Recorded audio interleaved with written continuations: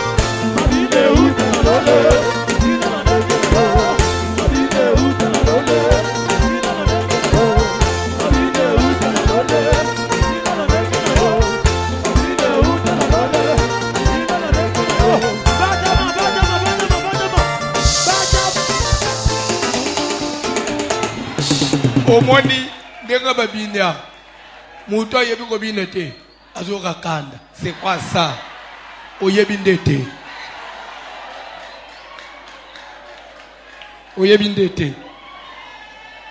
oh tolo ba pena azela na loba donc koboye ko binende sérieux te koboye ko binende obimi sérieux omoni ndengo zalaka ofangi uzobete lisolo abantu oyozana permission te mabe yangwana boseka te c'est le Congo au Congo tout est tozoleka na liloba na Nzambe chaleur eliki tozali na kati na musala munene dédicace kodala gistete tozana dédicace c'est la dédicace. Qui dit dédicace dit qu'on recommande année, qu'on dédie année par Nzambe. Bandeko, tout ça se prépare. Et si vous voulez réussir, il faut que vous préparez ma cambo à l'avance. Causer la télé, tout ça comme on septembre, bandi ko ba o tomi septembre na sali le OTT année bandi tout dans le premier mois janvier le 18 c'est encore rien mais année auto bandi les années ya liboso ya vie na yote les années ya liboso te est-ce qu'il faut bané bande olekaka bon obanja nesi et le omo échanger et pas nous exalter. Et comme il dit l'habitude de mon boy, il y a une vie, il faut dépendre à Nabat. Donc, on va janvier, décembre, et on va changer ça. Le colloque à la Wenz, Vignon, Suisse, à la Wenz. Ogenda amusalo uzonga grade matakate vie change kate parce que tozana l'essentiel to na bomo ite 2020 ozala bongo te 2020 tozolinga to banda na Nzambe to yokana na Nzambe Bible zoba batu mibale bakosala nzela ensemble te soki nano préalable ba yokanite mais tozolinga to sala nzela na Nzambe ngo basola kana yit papa c'est vrai obatelinga ina boyite opesinga pema na bomoyi eza mutu ya makasi okotisinga nane mais anango na hoteli nini na hoteli ngoni pona bande ko betela ka batho maboko eza ane ya kolela dédicace de l'année ko recommander année koluka kwa associer nzambe na mikolo ya 2020 ukozele pe na makambo tokoyebisa pe nzambe na ibandeli yane yako kozosolola pe na nzambe lokola mwana sola ana papa na ye papa ane ona solinga pe na mona pe boy. Landa dédicace de l'année. En quoi consiste la dédicace Zaki? Deuxième point d'enseignement. La dédicace consiste premièrement dans la prière et secondement le sacrifice. Na passage totanga qui des Chroniques chapitre 7 à partir du premier verset. Bible dit que lorsque Salomon eut achevé de prier, le feu descendu du ciel et consuma l'holocauste. Les sacrificateurs ne même accéder dans le temple parce que la gloire de l'Éternel couvrait la maison. Salomon et tout le peuple va offrir le sacrifice pas dans Zambé. Salomon de lui-même a payé 22 000 bœufs, 120 000 brebis. Pour le peuple, il serait payé un sacrifice. La Bible dit que des dédicaces et salamaki ya temple. La sambeli, la payé un sacrifice. Nasima, la payé un dédicace. La sambelaki, la lobaki nini. Ce qui est dédicace, c'est d'abord la prière. Mais prière est nini. Parce que vous savez la amigolonios. Vous savez mais prière est nini. Tout ce qui même temps, il y a qu'on voit comme que mis sur la façon Salomon a sambelé. Parce que Salomon dédiait la maison. Azoe bisanza ndako na tongelio. Na tongango pweza ndako nga Salomon na fanda te. Na tongango pweza la amphithéâtre te. Salle à cinéma te. Salle de fête te. Maison de Dieu. Mais parce que c'est la maison de Dieu, ici que yo nzambe esengelo vandisa kombo na me yako vandisa kombo ango et ce qui yo ya solo konjima vandisa kombo na ndako ata mutu azana poma nini aye pa na yo aye na ndako il faut zonga na yanu c'est alors to koyeba ke ndako ango yo fanda kawana et ça était la prière bon ce qui tozo ba pe que tozo de diane faut tozo la prière oyeba sanzambe si réellement au rendre anangwa agréable au sepeli au yoki prière tozo sala il faut pena ne oyo soki na kutamina problème na beleli yo oyano langa ndenda koyeba ke 2020 na za ensemble na nzambe na sengi pe lo ko pesinga ba pose pena ko dala nango na ane oyo po salelinga problème yo suna ko kutana nango na 2020 soki na beleli yo atana sala ilisumu eke na zongi kati na ngai na belelio o limbi sa pe o sala nde prière Salomon sa il la temple. Amen. Avant na kota na point ya suka Papa John tangelanga Bible ozo tangelanga yi Deux Chroniques chapitre 6 Deuxième Chronique 6 34 à 36.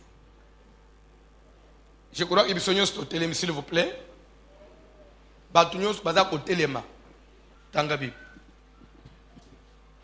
Deuxième livre des Chroniques, chapitre 6, les versets 34 à 36, nous lisons au nom de Jésus de Nazareth. Quand ton peuple sortira pour combattre ses ennemis, quand Salomon a prié, a fait prière à dédicace, a dédié ndako oya tongaki et pas nzambe. Puis a définir ndenge nini ndako na sengeleza. Nazo reprendre partie au point peso idée. Comment peut-on prier pour l'année 2020? Salomon a dit ange alolate. Mutu amai na makila. Atongi ndako asambeli. Peto mona ba efenda kwa nesala. Bombiso beto ko zambela nzambe te pona 2020. Nzambe pasala. Soki oleka na bane mususu ndengo lekela wana 2020 kozala bongo te. 2020 kozala bongo te. Tangelanga Bible papa. Quand ton peuple sortira pour combattre ses ennemis, na tangu bana na yo bakobima po ete bakende kobunda na bangu na bangu. Il dit quand ton peuple sortira pour combattre ses ennemis. Pour dire que bana na nzambe, ton peuple, ça dit peuple de l'Éternel, oui ou non? Moi na nzambe moko te akolobao qui azana ba ennemi te. Tu as des ennemis. Et belé d'ailleurs ba ennemi no balikaka ba amina yo. Soki ba ata. Ko kanisa te ke po mutu aza l'ennemi na yo, il faut de l'osali problème te. Oh, bon ayi na nganga na zakane problème. Et dans na mutu muso ko taloka boy. Ah na sepeli na ngana yete. C'est fini a komi pe munguna na yo. Pe abandi ko sala tout yo we échoué. Pe soka yo qui passe pour na yo, ils ont salé ça. Mais des fois pour mona na ane pe boseka na ye. Mais na motema na ye a souhaita jamais bola mu pona yo. Même ne ko fani l'église. Quand on a bateau ça peut mino. Et là muto linga ayote. Mais na église. Donc c'est-à-dire que nyonso yo sala ke pa na ye, alinga ona isani. Alinga ole ya mi mona kanani. Makambo mpe simba atate. Ah, talana ndenga nazaliao. Nazo finga mutu. Nazo tele loba na nzambe. Mais j'ai des ennemis. Parce que mi mona kanani. Nasalini. So yo nde ulingoza na ba mi mukiri mubimba. Salomon a dit quand ton peuple sortira pour combattre, l'ennemi on les combat. C'est écrit dans la Bible. Il sortira pour faire quoi? Pour combattre. Oh église na mino bozo bele la moto ango tumba kabana. To tumba kaba ennemi. Koni bilo bela pamba. Suko yebi makamuna nzambe bien te fanda. Yesu yemu utalobike bénissez ceux qui vous maudissent. Priez pour vos ennemis. La moto. Mais yo simbi Bible na angle moko. Tokende pe na angle mususu. Alléluia. Alléluia. Amen. Galates 5 dit c'est lui qui vous trouble, quel qu'il soit, emportera sa peine. Quand on dit emportera sa peine, ça veut dire quoi? Akopambulama. Na tunaki bandeko. Yesu yo azoloba ke bénissez ceux qui vous maudissent. Un jour la telema zo bana baye ko leneke depuis to banda na bino nanu na senga bino lokote mais lelo nazo senga bino. Que celui qui n'a pas l'épée vende même son vêtement et achète une épée. Quand il dit que celui qui n'a pas une épée, vous parlez français plus que moi. Suivez s'il vous plaît. Que celui qui n'a pas l'épée. Quand on dit que celui qui n'a pas l'épée, c'est que parmi eux, il y avait ceux qui avaient l'épée. Mais maintenant, il dit que c'est lui qui n'a pas encore l'épée parce que je sais qu'il y a d'autres qui en ont. Entre autres, Pierre avait une épée. Maintenant, si toi, Matthieu, tu n'as pas encore une épée, va même ton vêtement, procure-toi une épée. Il y a épée, il y a coco. Il y a recommandé basumba épée, bali kabamanga, suki bakomi na matonge, basubi bamanga bafandi, mutu na mtana épée na yi. Otuna na pasteur wa bakapoto bele la moto. Siko nzamba bolingo, alobi ke sumba épée. Ya kolela bani banana. Te suki ba banana we bisangai. Parce que les autres que ceux qui n'ont pas ne peuvent vendre son vêtement. C'est-à-dire même si tu n'as pas l'argent, à tel ambassadeur, t'es que son mupang. Parce que les raisons que celui qui n'a pas, tout le monde dit bien que ce qu'il y avait, ce qu'il y en avait, entre autres Pierre, les raisons ils menacent, Pierre a mis ça. Et puis Akati Lito ya Marcus. Jésus a vu Lito ya Salénine. A Zongisi. Après a vu c'est Pierre qui remet l'épée à sa place. Zongisa mupanga ne sikana. Yo mona ici Pierre jette l'épée. Quand on dit remet l'épée à sa place, il voulait dire quoi? Ce n'est pas encore le moment. Ce n'est pas encore le moment. Le vrai combat viendra. Garde ça bien jalousement. Il y a une église à Pongi. Il y a une église à Pongi.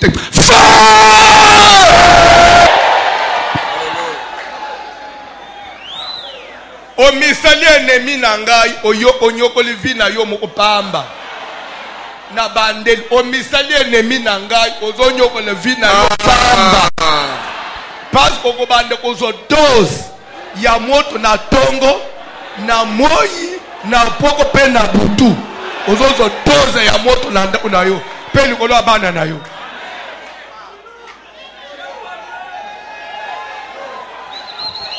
Ozo minyoko la pamba oko bande ozo ba dose ba conteneur ya moto mupanga na nzambe de la likolo na yo wana na tunaki bandeko. Amen. Alléluia. Ndeli te na teki vendredi na seka ya pasteur Timothée na Paris na tuni le Eli na ba prophète de Baal moto kitina lole etumbi mbeka Eli azopesa ordre bokangelanga ba prophète de Baal qu'aucun d'eux n'échappe ba récupérer bango nyos 400 ba kitina bango na torrent de Kizon. Lere ba omi kuna Bible ba ke Eli abandi ko égorger bango moko na maboko na epe azokata bo babane ko lela te Eli oza mutu anzambe alikanga monoko akatia lokolo mutu abwaka azuya mibale. Eli avec serviteur de Dieu te donc pasteur nabino ya masina aleke Eli na bolingwa nzambe biloko pamba. Ce sont des sorciers, des occultistes qui se sont infiltrés dans l'œuvre de Dieu, qui combattent l'église en même temps ils sont dedans, mais ils ne veulent pas souffrir.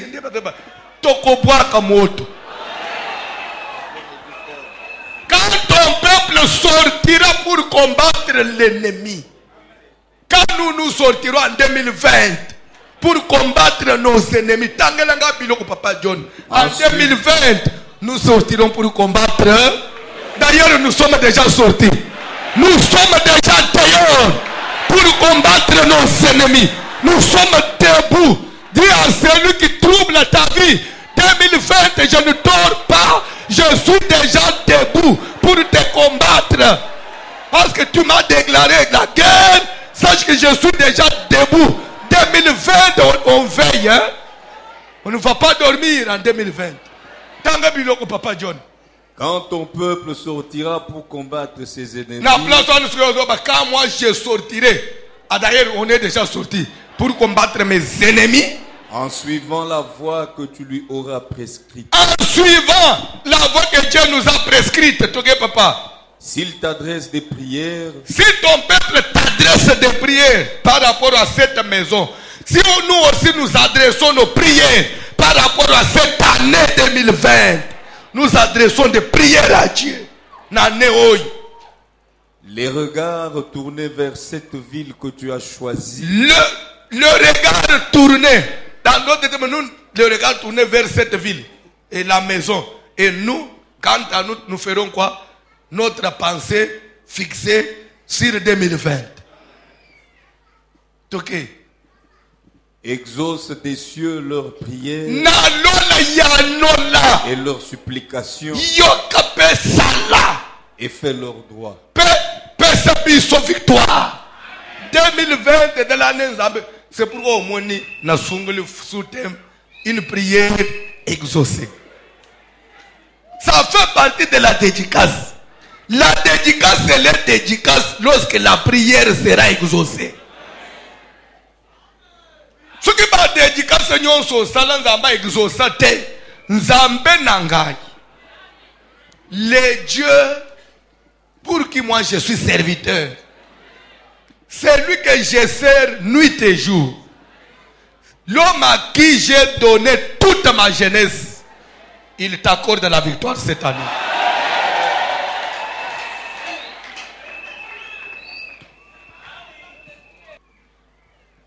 Il y a de quoi là où je prêchais le 26 novembre, il y a un vendredi dans la salle na teina silisi na vanji na moni bato vanji opposant pasteur lero aka na 26 novembre olobaki tokozwa mikanda zamba pesenga ba papier mususu ya papa na banji zemi après 8 ans. J'ai vu des témoignages.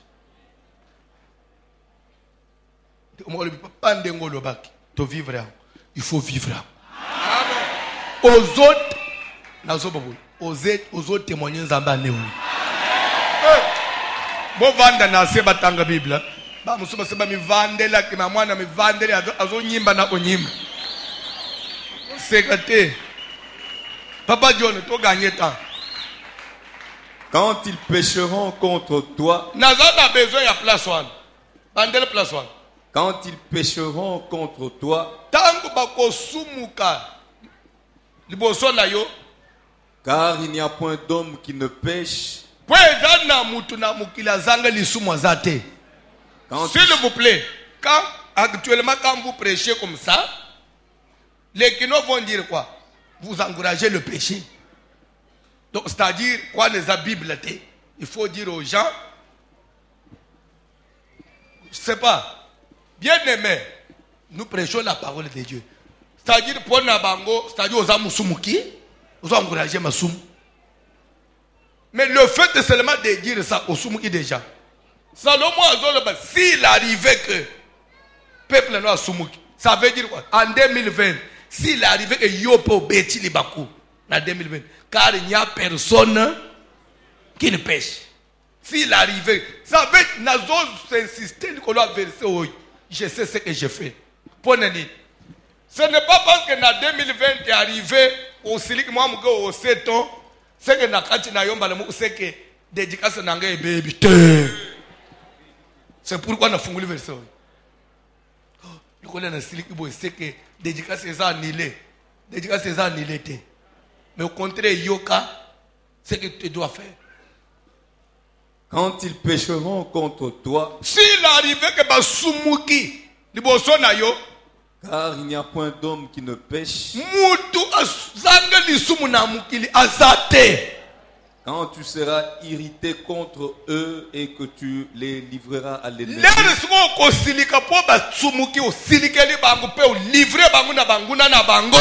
qui les emmènera captifs dans un pays lointain ou approché.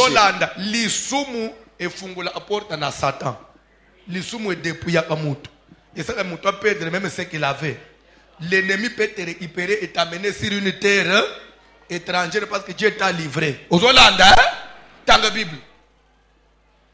Verset 37. S'ils rentrent en eux-mêmes dans le pays où ils seront captifs. Quand on a l'air passé, on a laissé Kangio Ponzamba Pesio Mukongo Posu Mukak. Na Katia souffrance, au fan du Seigneur. Tout ça, seulement parce que j'ai péché. Conscience nous est zongi na Katinayo. S'ils reviennent à toi et t'adressent des supplications dans le pays de leur captivité, et qu'ils disent, nous avons péché, nous avons commis des iniquités, nous avons fait le mal. S'ils reviennent à toi de tout leur cœur et de toute leur âme, dans le pays de leur captivité, s'ils t'adressent des prières, les regards tournés vers leur pays que tu as donné à leur père, vers la ville que tu as choisie et vers la maison que tu bâtis en ton nom, exauce des cieux. Pourquoi? Parce que azongi na kati na ye. La Bible dit qui peut tomber sans se relever. La vie chrétienne n'est pas une vie de péché. Mais s'il arrive qu'un chrétien tombe, il faut qu'il se relève. Mais que personne ne te trompe que oh non, tu es tombé. Ah, c'est fini. Non, ce n'est pas ça la parole de Dieu. Et ne sois pas hypocrite. Pour dire que 2020, on peut échouer. Nzambe atalelo Satan a créé moi au beti libaku alliance kufite zonga na lombangu lela mawana nzambe 2020 nzamba zongela yo ozwa petela Yesu maboko.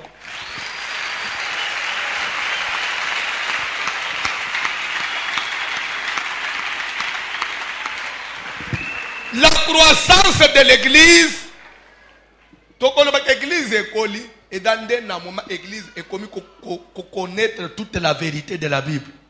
Ce n'est pas quand on prêche une parole voilée, non. la croissance d'une église, il faut montrer la vérité. Alléluia. Je disais un jour à un frère, au moins de temps, l'église a une c'est ça l'âge de la croissance.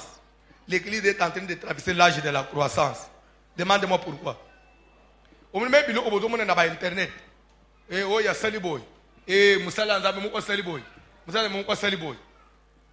Moi, Nzambe ya solo, tout ça, et cause de ce chrétien na simate. Église ya calme. Moussala Nzambe Mouko Saliboy, to osambe le souste. One day église de ya banamike. Mais les comme à ta voisin nanga ya baby, ce n'est pas mon problème. Et je continue avec Dieu. C'est ça l'âge de la croissance. Nous n'avons pas comme si l'église a un âge à maturité. Je disais même quelque part, oh, vraiment, ma cambo, ils ont un internet, ils ont dit si bas na Nzambe belé nasim. Nabi ils ont dit si bas tu nasim ba ventilier. Des bazongi nasim. Yo osonga nasim na likamuni. Je vais vous dire quelque chose. Nous, à Jésus. Tant que Jésus n'a pas failli, Paul peut faillir, Pierre peut faillir, mais Jésus ne faillit pas. Ma foi n'est pas fondée sur Pierre, même pas sur Jacques, mais la foi nous l'avons fondée sur Jésus. Yo koki otiki église était pour moi, mais mon église a tiki église. C'est quoi? Oh, na yena kalembelembe, na yeko lukanzambe. Vraiment maman moko betsingali baku. Na moni place na ngeza wate. Oza ventilier. Oza ipe mungimite. Na maman moko betsu église. Di baku na église maman nde Yesu. Atangai pasteur na ko betsu libaku. Mais suki nzambe nda benga yo aw. Yo kozonga na simate. Jésus so ebisaba yeko linaye disciple, je serai pour vous une occasion de chute. Je serai pour vous une occasion de... Et après un jour, comme il peut occasion de chute, si vous ne mangez pas de ma chair et vous ne buvez pas de mon sang, vous ne pouvez pas être sauvé. Et pourtant la Bible dit, chair humanité. Manger de sa chair. C'est de l'occultisme. Moi,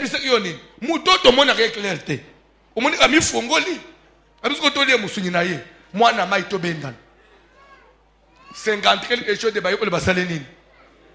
Hier soir, tu as le Tangi Batikali 12. Olia Bande, Boké, vraiment, pardon, n'a retiré Malobanangai. Te, à tout ne paye 12 ans. N'importe quoi, tu as le 12 boy. Ce que vous voulez, les autres langaï te. Vous voulez Moussuni Nangaï te, Boko Bikate. Boko Gende te, et combien vous voulez Moussuni. Pierre a talbité. Bisoto dans la bipaï to Gende te. Parce que, et l'autre, il y a Malobaya Bomoy. Jésus a dit, ok, il n'y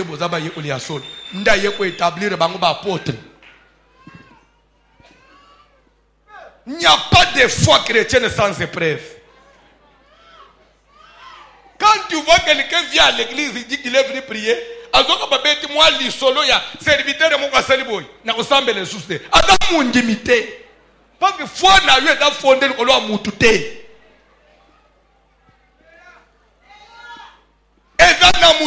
Qui ne faillit pas. Il s'appelle Jésus. C'est lui-là le consommateur de notre foi. Et je vais vous dire quelque chose. Quand est-ce que la Bible nous recommande de quitter une église? On ne peut pas quitter une église parce que tel a dit ça, tel a fait ça. Non, ce n'est pas une raison. On quitte l'église lorsqu'on se rend compte que le fondement de l'église est en train d'être renversé. C'est-à-dire que Matthieu Babande qui côté biso, fondement de doctrine autre fondé qui le na yango, on est en train de renverser. Na Kinshasa dans l'église belé, ba renverser fondement. Soko da mwana na ndamba sol, okovanda subisika wana te. Mais tant que le fondement est stable, ta foi ne peut pas être ébranlée à cause d'une personne. Non. Ah, mettez-le Yesu mabu soko da munyi ya sol.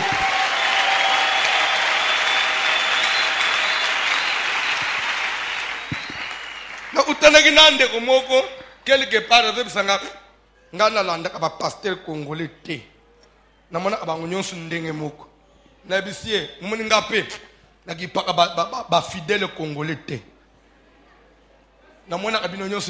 Pourquoi tu dis ça? Mais pourquoi toi aussi tu avais dit ça? Peut-être comprendre le message.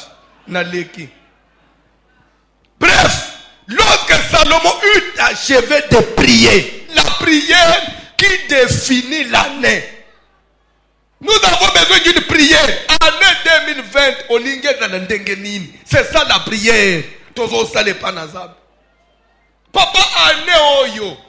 Ce qui m'a cambré, télémélinga na porte anda. Ata po na sala ki mabe na bo sala ki principe moko et que na zongi na katinanga. Papa na belelio. Na bisika na kozala. Ata pasi yango de ya nini. Tombola lobo onayo. Pesanga ya. 2020 année d'exaucement. Amen et de affaires. Je vais chuter parce que on doit aller vite. Tobani na retard ma casse. Je vais lire verset du jour. Actes des apôtres chapitre 10. Rapidement. Au verset 28. Vous savez, leur dit-il, qu'il est défendu à un juif de se lier avec un étranger ou d'entrer chez lui. Stop. Je peux poser une question? Nani azolo ba place wana? Maloba nezanan. Il y a apôtre Pierre. Azolo bela ngona nda kwa nani? Po ezaba tuso ba Bible te. Pierre azolo ba malobo epa wapi? Awa bola landa s'il vous plaît. Dimanche passé, to le bele kilikolo ya comment est-ce que Nzambe a répondu à la prière à Corneille, le centenier romain. Tu te rappelles? C'est la suite de la prédication. Les centenier romain a prié Nanda Unaye. Bible a montré clairement dans une vision un ange du Seigneur qui entra chez lui. Il dit que Corneille, tes prières et tes aumônes sont montées devant Dieu. Il s'en est souvenu. Envoie maintenant des gens à Jopé et fais venir vers toi un certain nommé Pierre. Il est logé chez un autre Pierre le Coroyer. Nde Corneille a tindi bato. Baketi bakomi na mboka na Jopé bakutane na apôtre Pierre. Nzo ande Pierre pe place azalaki ozolanda yepe azo prier yepe akweyi amoni pe vision nzamba ibisi ke bato moko bazoye kozwa yo kende na bango koboyete. Lera batwana bakutani pe na Pierre bazwi Pierre. Ba memi Pierre ti akomi na Césarée. Ozolanda auti Jopé akomi siko wapi? Jopé place azalaki akomi na Césarée place Corneille azalaki.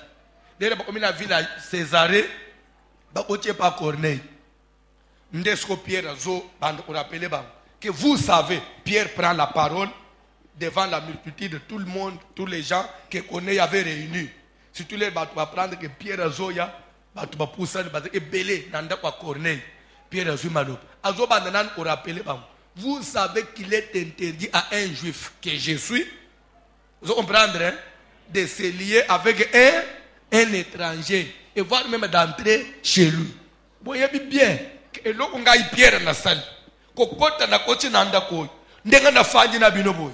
Muyuda ko sala ngote. Na loi na biso. Nzamba pe isebiso. Parce que biso toza ba juif. To fanda anaba païen te. Ozolanda ozu ide tanga skoy. Mais Dieu m'a appris à ne regarder aucun homme comme souillé. Alléluia. Pierre a lobby d'après nos principes. Tokota ke pas étranger te. To fanda anayi circoncité. Mais lelo ngai Pierre nazo ko nzamba te ngai. Na vina ngai namona amutu pamba te. Etikaliyo nzambe pate yo. Komona abatu bazanga valer na miso note. Dieu m'a appris à ne regarder. Mais Dieu m'a appris à ne regarder aucun homme comme souillé et impur. Dieu m'a appris à ne regarder aucun homme comme inutile. Yande autres openan. Te mutu achanja via bateza nzambe. Mutu akodala lelo mwana musala na yo. Lobi akokoma pe patron.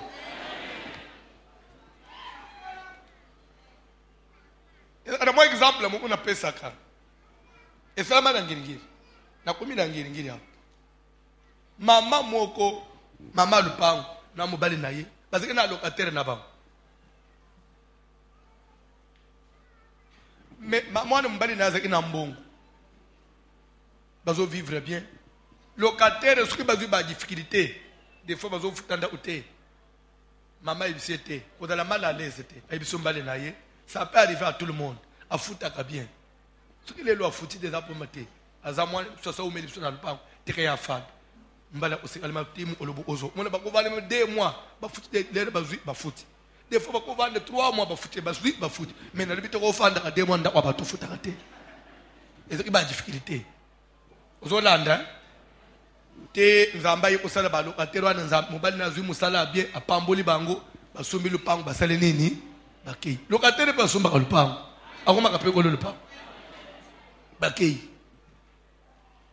eleki mikolo papa lupango akufi baleye na kindoki a famille parce qu'il avait beaucoup d'argent baleye na famille na yi locataire sko yoki ke papa lupango place bozali na numéroté la kufi aye matanga lera ye matanga bautika cimetière kukomba uzokoma famille ya mobali baterimba ibisi mwasi ozozwa kaka bilamba na yo pe bilamba utozofuye saka okobima ni na lutu ni na nini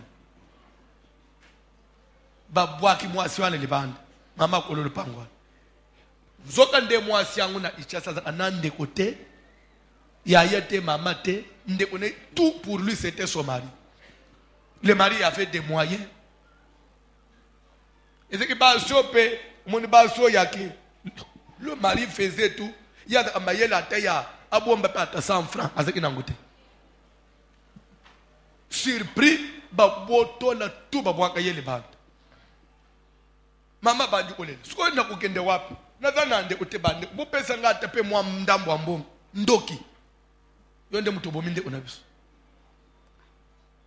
locataire wana zana no nalo pamba utisi metiere abina mama wana te na faso yo fanda na biso okuvanda na balabala te are ipere mama wana kena ye apesi studio na lupangu na ye fanda ufuta te timu ko nzambe pa usungai akena mama wana fandi si mama wana ti si mama mikolo mama wana pe kuta namba ni muso abaliye mama wana ke so nakutana nde na mama wana o babwaka ki wana nde mutu azopesa nga témoignage ke na fande pa locataire na ngai na viye ba kufanda malamu na bato mama ka kanisi mukili oye daya papa kulutu na bino mukili vi e balukaka bato bazanga tina bazoka pe tina un jour. Tu ne peux pas dire que tu es là. Toi, tu as des problèmes ici avec tout le monde. Toi, tu ne t'entends avec personne ici. Yo batunyo su bazaka mabe. Na sepe ana ite. Na mona e orgay. Aloba ina ngabo. Yo nani. Bande umukile balukaka. Lere Pierre azoba malobo bozozo una blague. Ba Yuda. Yo nani opusa na pembenya mu Yuda. Pona bango bangunde basantu bangunde bakolo nzambe nzambe zaya bango de super homme papa yo nano un circoncis upusa na pembe usimba mbelamba mu Yuda mais comme suyeti mais Pierre zo se répandre bina Corneille ndenga na fanyi na bino c'est Dieu qui m'a enseigné que na mokili komona mutu pamba te parce que mulimu musanto yedreki ya biso ba Yuda lelo epesebeli na Corneille omoni mbongo oye da ayayo eko pese mele pe pauvre omoni pe pauvre omi pe nambo ba to moni ba fanja via mutu lobi ya mutu sambe mutu ayebi ede le poto za aya mutu te mutu pamba ko pe na poto lobi pa komi ko yepe moni pe mwana poto mutu bangisa yote la vie appartient à Dieu soki mutu azui pambula nzambe pe ko yina mutu so azozwa te na ba lusa pe so na sens contraire wo peuple so fanya lelo ba tei bango penza ba tei banana yo pe so ko zanga ngo te zala kimya komona ba bazala unje bato alolendo te tala denga so vimbana kapo na mbongo suko asala nini abo beta mafoko na avancer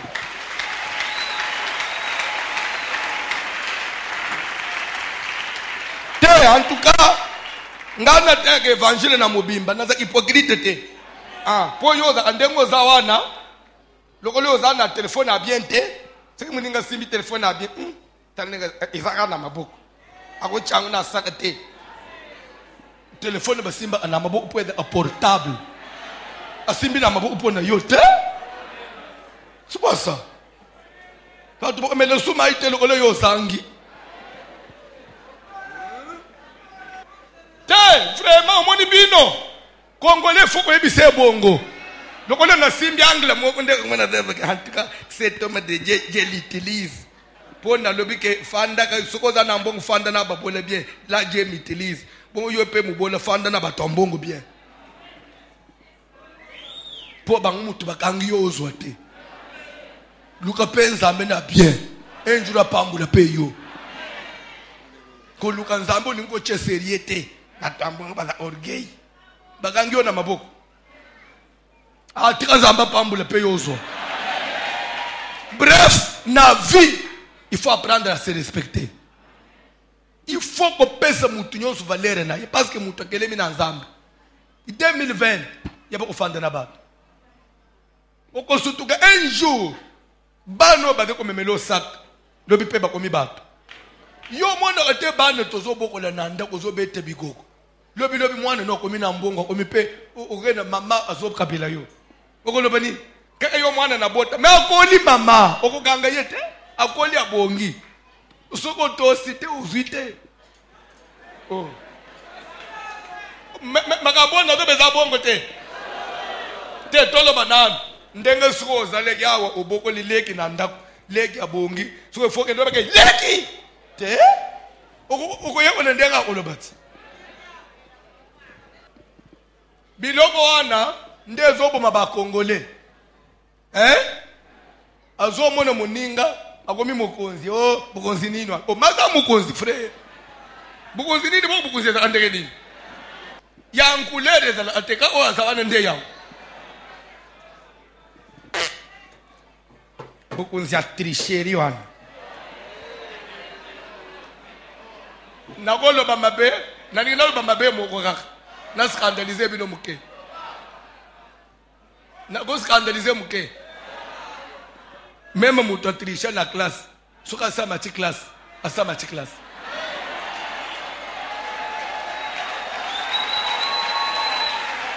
On va qu'on va te gagner un gars dans la 6e il y a tricherie, mais il est en 6e mon frère. Il aura son diplôme. 6e il aura son diplôme. La minute on va changer sous tes mon frère, il aura son diplôme parce qu'il est passé en 6e. Oh.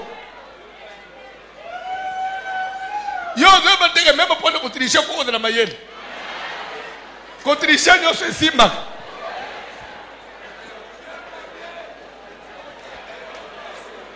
Musupe ko chele kaye boy.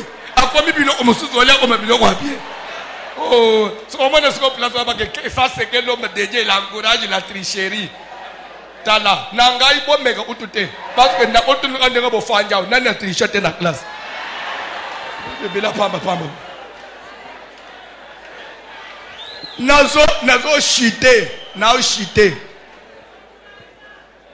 ndeko moko akepoto akomi na Europe visa esili il faut abwaka apese mukanda ake abwaki pona ko bwaki il faut luka histoire moko nazaki kala ezaki na mutu aidepese soit na mutu apalu alors l'air tugende marche l'air musée la njibiso mbangu nde tukatsina Brazzaville nde toyepo tusikina zongi inchasa muza obomangai bapesi yep mukanda na mwasi bafandi ba umiko vivre mukolo mu frère ke église pasteur abandi ote okomona lola te mukanda uzwana ndenge nini na disolo alukuta yo de mutu apalu yo de mutu aidepes yo de journaliste ogenda kosa na zeki journaliste le na publier article nde muza la ngambangu yo muza la ndayo repentance sincère Et quand on se répand, il faut restituer.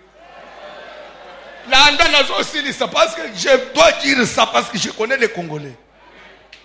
Frère, en tout cas, il faut que nous liteba tele longana uzanga bukunzali kolote pona mukanda nazokende koyebisa ba mindeleke naziki nanga journaliste te na kosaki papier bo pesa ngeza ya lukuta en tout cas ba décider ba ngumoko mieux vaut nazala na Afrique na endelola ki uzala na poto moi c'est le papa tout mukanda papa nga to senga kanzambe bolimbisi te pasteur de lobby faut restituer discussion. Moi, mais ce que kopesa yayo, le konanga na zuisi manayo, nanga inaban, bazo refule bisonyos. En tout cas, dit le be toucher ndeyo et toucher bisote. Le kona yo olingo bika. Comme ça, tigaga mukanda, mata avion zonga ishasa. Oni okende koloba makambo ebebisele na biso. Non. Ti babengi ba concept nos frères. Oko bebisele avenir ya baninga te. Tina bana bazana classe. Zonga yo moko. Ça okende kufana na inchance. Obandele démarche ya sika, ozo mukande ya bie oyo kozonga osoko kozo mukande ndenge nini. Ono je préfère mena banda na Afrika ende lol. Kende. Bakoye konvaincre ti mukanda amacha avyo aye. Lera ye azakina tumwambongo na ya mukakomi na ndako.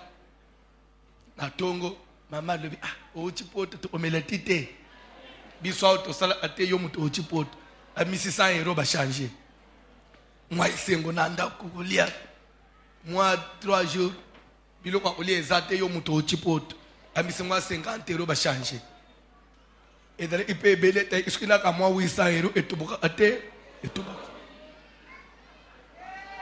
ekomi abenga mwana boy na vanji nangu tikanga na fanda nanga uza ina poto uyana nini saka batu pamba kelela batu bapemba te parisien uya ina nini mukolo moko badiskite na mama na ba boni boyeko yango zo kipoto mabo pamba ufandele bisona nda kwawa ogende poto sala mikolo bele baninga basombela ata ba paranda yo sombele bisoni daye uzo vanda nanda unangai fobi mananda ona chelo atere ngana viva anabanda unangai mama no usokoli ngokulunga poto kuvandira ngana nda ute ndakwana sukina chelo katena uzanga $100 na fenji mote na sengo mbongo na dana ile ute na siko yo mutu poto dana ile ute isoto bana usiporte yo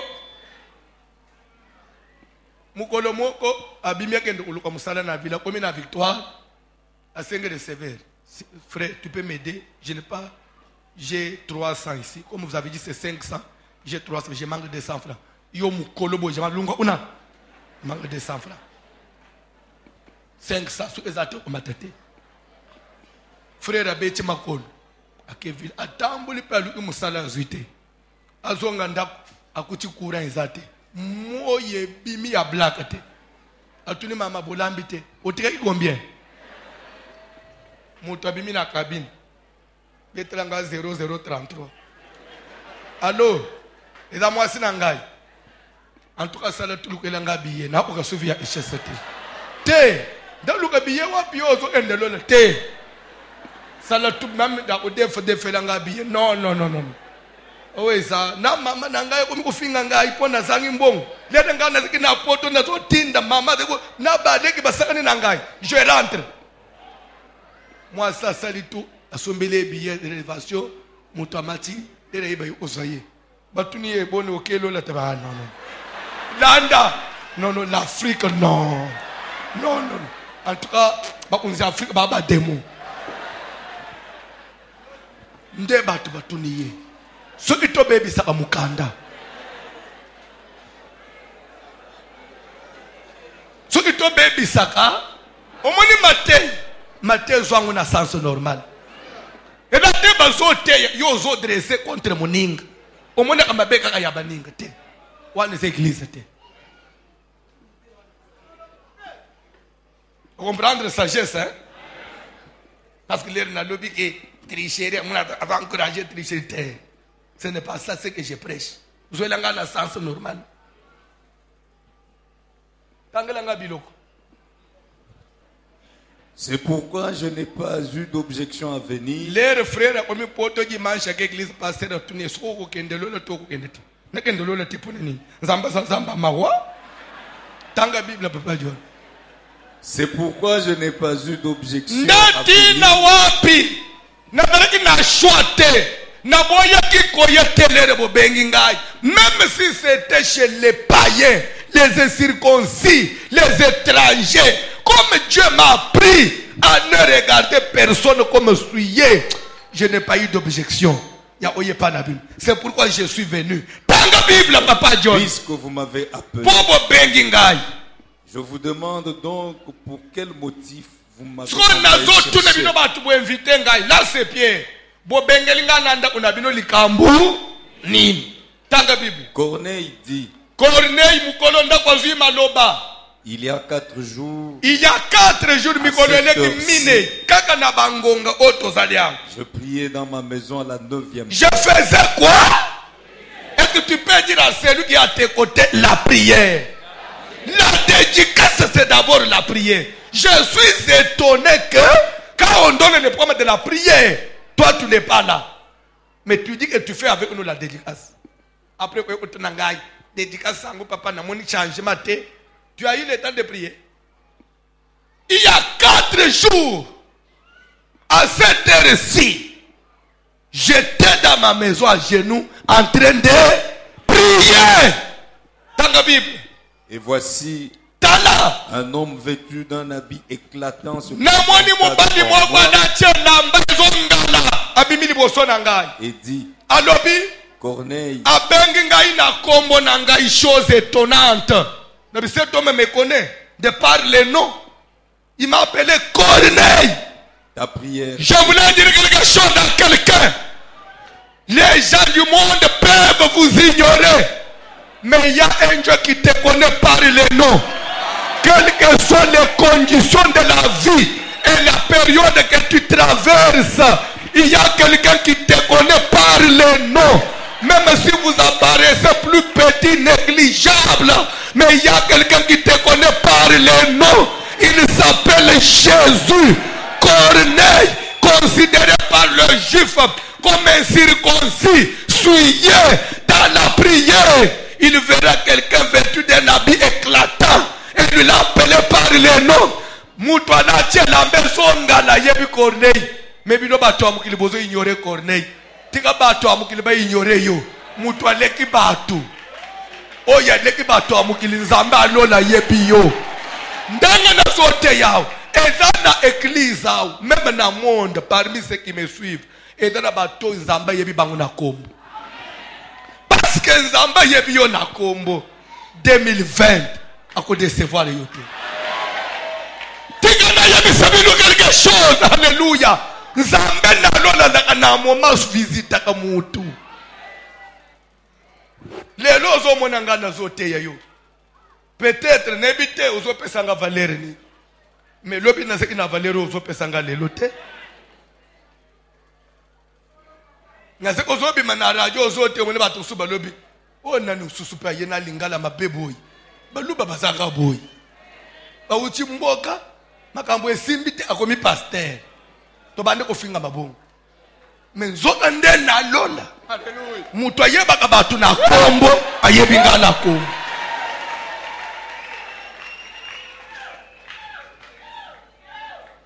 Les de Togo bande fête des Juifs. Ndeni sous fête des Juifs. Bangoba Congolais on fête des Juifs. Aujourd'hui je vous parle fête des Juifs et de l'international. Parce qu'au ciel il y a un homme. Je voulais dire à quelqu'un qui est désespéré, ne désespère pas. Parce que Jésus-Christ existe. Même à Tabaninga Bakimiyo, Batunyo Suba Pimeliyo, Batunyo Suba Boakisiyo. Je te parle d'un Dieu, raison pour laquelle 2020 prie. Demande à Dieu ce que tu veux. Oya lokotaka batunasa tombolaka. Ndenzango tozo belelao. Oya pesa. Muto yo mona konjire ya resisa wan. Eda nanzambe muto tombola ye. Le même Dieu a tombola ye, a occupé ko tombola yo, parce qu'il n'a pas encore démissionné. Jésus est assis sur son trône. Il continue encore à agir. Dieu n'a pas encore démissionné. Ndeko moko Mike Floro yemba loba atababoti babugi babeto a maternité te bakai poto babugi ba ambassade te bakangi ba agence ya voyage te basombi mapango basilisi Kinshasa nyonso te batongi ndaku basilisi ba izine ya sima te na ya bamabende te babali basilisi mibali ya mokili te. Dieu existe. Si tu peux lui faire confiance, la Bible déclare, ceux qui connaissent le nom de l'Éternel se confient en lui. Si Dieu t'a fait grâce en ce jour de connaître son nom, faites-lui confiance. Ce n'est pas un hasard qu'aujourd'hui, à ton âge, tu connais le nom de l'Éternel. Ce n'est pas un hasard. Ce n'est pas un accident. À ton âge, tu connais le nom de l'Éternel. La Bible du psaume dit, ceux qui connaissent son nom se confient en lui. Je voudrais que tu puisses lui faire confiance. Jésus existe. Langage ya batu ezali ensemble te. Mukile kono beko osili. Mais nzamba zole ba obandi. J'ai vu un homme pendant que je priais, vêtu d'un habit éclatant. Il m'a appelé Corneille. Mais cet homme me connaît. Bien aimé, Dieu te connaît.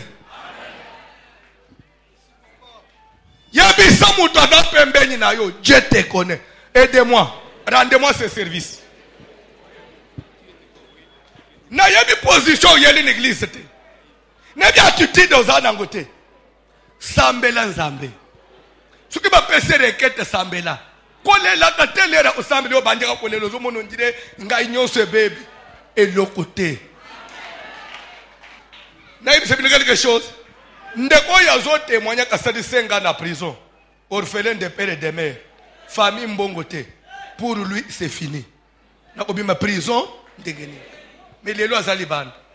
Na batuya yebite. Ezape, voici l'homme te. Eza aseka ya voici l'homme moute bimisi yete. Nzamba décide que jour one, yé akozala libanda. Nzambe na lola trouvé que trop c'est trop. En sali 5 ans. Même à temps où les olinga ko lever sanction te. Na lola ngai na ba ange to lever sanction ndo moni na répondre kibina ba tibote na senga ngo asala kinini na minute to na bezo kutuna o ya salité parce que gouvernement de la République essaie lever sanction mais ko bimisa ye ba lobi caution nzambe na lola mukile ko lever sanction mais sengi caution mais ana mo soka lever sanction asenga ka caution te parce que yé mo kwa mi pesa caution. Jésus yé mo kwa mi pesa caution. Jésus Christ a mi pesa caution. Jésus Christ a mi pesa mbeka. Je voulais dire à quelqu'un, Jésus a mi pesa caution. Ça lance dans confiance. Si tu ne peux plus avoir confiance dans les hommes et une confiance en Dieu. Si tu ne peux plus faire confiance aux hommes, faites confiance à l'Éternel.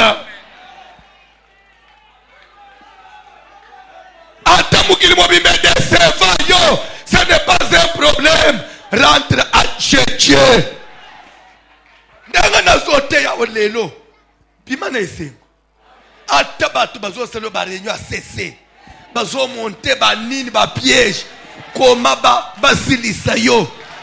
Son problème d'ici là, nous allons finir avec lui. Bazaba toi mokili. Ndengo moni nazo tambula na assurance à blague te. Ngato yelinga voici le mukutu. Lelo na aseka balobi ozo sauter. Waya. Dieu. Tamuso avanga na sauter yondo ko sauter. Po tikinga. Pebele basota. Biso totikali. Même na kalembelemba, ezana batu bazokana ke yo usalate. Basota. Yo ça. Pe ozokoba. Na famille ezana batu bakana ki yo. Lelo tozo babazana village. Yo na kin. Na kin osokola ma ya robinet. Ekoko betele Yesu maboko alokumu.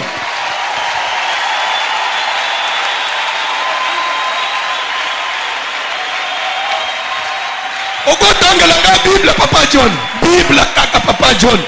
Na sengyo aloko mususu te Papa John. Otangela nga kaka Bible. Corneille. Corneille. Mutona bengiye. Corneille. Attendez boy. À vérifier, c'est ma femme.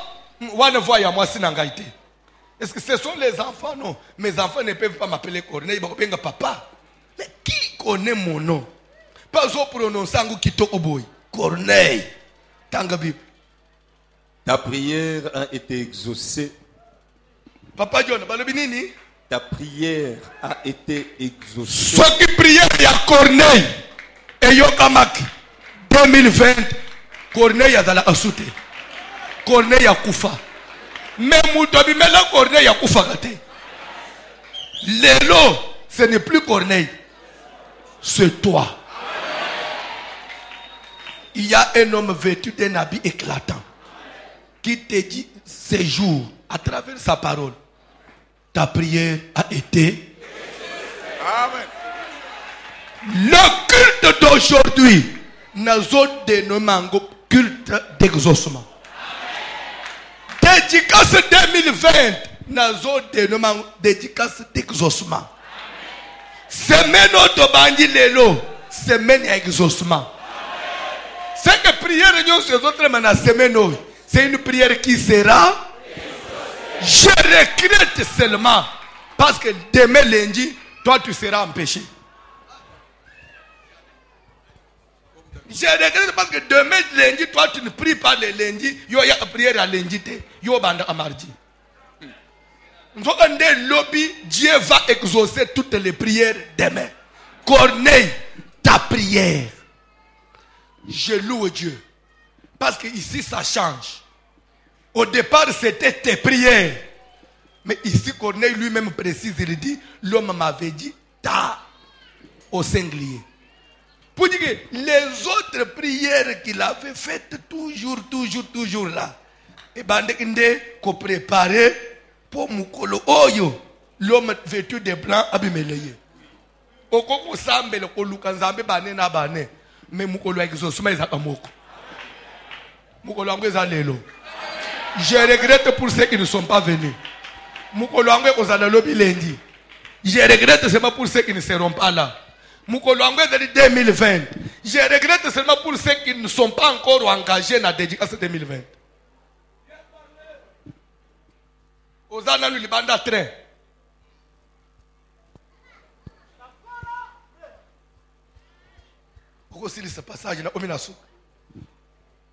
Corneille, ta prière a été exaucée et Dieu s'est souvenu de tes aumônes.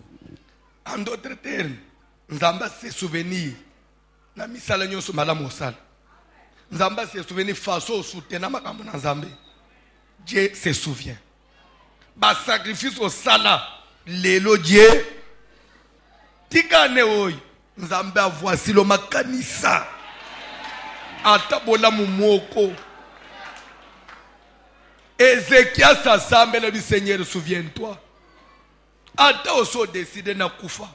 Mikanisele ngapi atana likambo moko. Dieu se souvient. Lobi na poteye sir. Dieu se souvient. Ndesoute malobi. Dieu pour exaucer la prière, il se base sur un certain nombre d'éléments. Ni ne kosala que Nzambe peut se souvenir pour exaucer la prière na yo.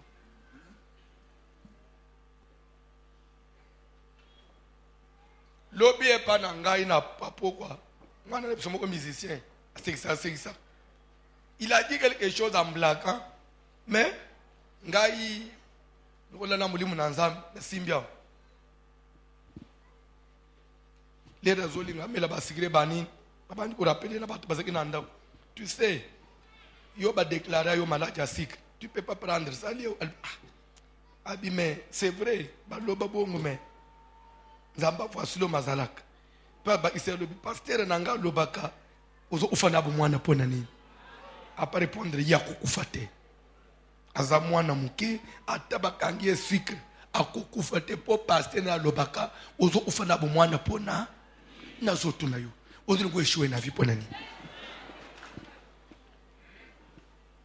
vi yangoy nzamba bongisa abantu yeyo ozo ngo eshwe pona nini ozo eshwe unjiro zana muto osunga yote muto apambula abantu nzambe na lole yeyo liboso ozo lingo eshwe pona nini lelo komiko tambula na maya misu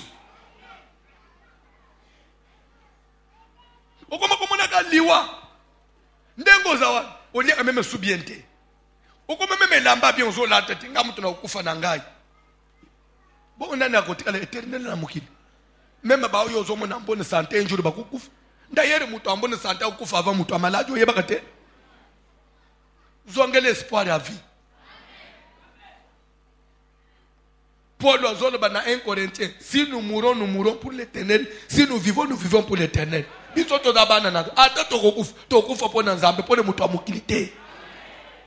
les autres nous na bomo. Tellement likolo. Pourquoi on est désespéré pourquoi? On est désespéré pourquoi? On est même complexé dans l'église. Ce qu'on a dit, on dit yoza inférieur, on dit yoza mouké, on dit yoza propreté, bakosi. Longola complexe. Nzambe noza na bomoy. On a teyo, on a teyakayo. Il exauce ta prière aujourd'hui. Bayembi cantique, j'ai 5 minutes. Kobimate lelo est le culte d'exaucement. Ozo bimana réponse. Ça, je vous le promets. Vous savez, des fois quand je me déplace, dans un peu de temps, Dieu m'a parlé que semaine, il va exaucer la prière de beaucoup de gens. C'est tout ce que je peux t'amener comme information. Cantique, s'il vous plaît.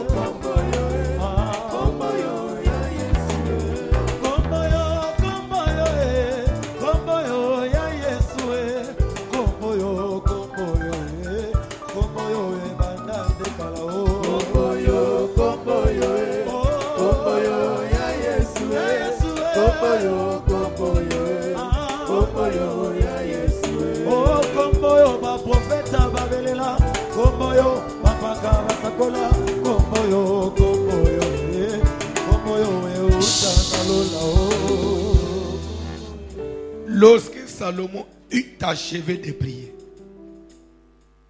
Corneille disait, j'ai prié dans ma maison. Il y a 4 jours, j'ai prié. Je te donne le temps de prier. Il dit, j'étais dans la maison, j'ai prié. Mais nous sommes à l'église, nous prions. Tout ça, mais.